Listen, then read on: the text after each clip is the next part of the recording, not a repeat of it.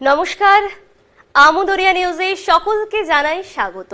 আমি বর্ণা আবারও হাজির হয়ে গেছি বেশ কিছু গুরুত্বপূর্ণ খবরের সাথে। Amudariya news, voice of the marginal.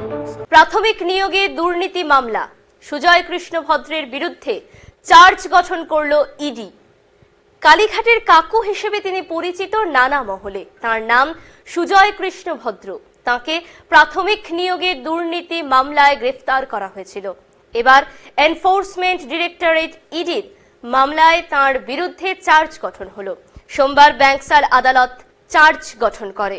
তিনি ভার্চুয়ালি আদালতে হাজিরা দেন। সুজয় কৃষ্ণবাবু দাবি করেন তিনি কোনো টাকা নেননি এবং তিনি সম্পূর্ণই নির্দোষ।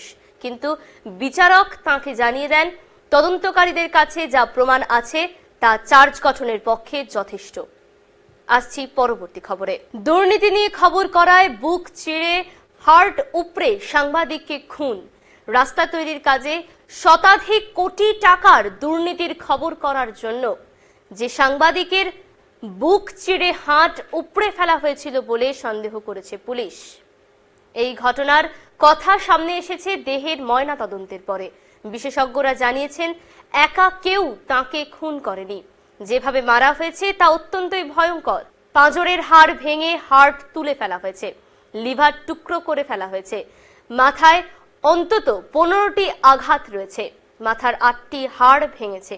গত 3রা জানুয়ারি ছত্তিশগড়ের বস্তারে এক ঠিকাদার সুরেশ চন্দ্রকরের বাড়ির একটি ট্যাঙ্ক থেকে মুকেশ নামের সাংবাদিকের দেহ উদ্ধার হয়। তিনি 1 জানুয়ারি থেকে নিখোঁজ ছিলেন। রাস্তার কাজে দুর্নীতির অভিযোগ রয়েছে ঠিকাদার সুরেশের বিরুদ্ধে। তা নিয়ে লাগাতার খবর করেছিলেন মুকেশ, তাই তাকে খুন করা হয় বলেই অভিযোগ। ওই ঘটনায় ঠিকাদার সহ 4 জন গ্রেফতার হয়েছে। স্থানীয় একটি সংবাদ চ্যানেলে কাজ করতেন মুকেশ।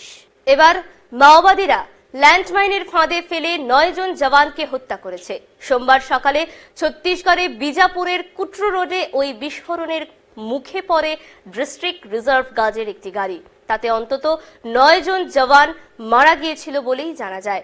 শনিবার নিরাপত্তা বাহিনী ও পুলিশের যৌথ অভিযানে 4 মাওবাদী নিহত হয়। 48 ঘন্টার মধ্যে যেন বদলা নিল নকশালপন্থীরা। গত সপ্তাহে ছত্তিশগড়ের এক বিজেপি নেতা কুদিয়াম মাড়োকে পুলিশের চর তকমা দিয়ে খুন করে মাওবাদীরা। তারপর থেকে অভিযানে নেমে 5 জন মাওবাদীকে মেরেছে কেন্দ্রীয় বাহিনী। এরপরে সোমবার পাল্টা ল্যান্ডমাইন হামলা চালিয়েছে মাওবাদীরা। এই মুহূর্তের শেষ খবর। বর্ডার গাভাস্কার ট্রফি বিতরণে ভুল মানল অস্ট্রেলিয়া। ভারতকে হারিয়ে 10 বছর পর বর্ডার গাভাস্কার ট্রফি জিতেছে অস্ট্রেলিয়া।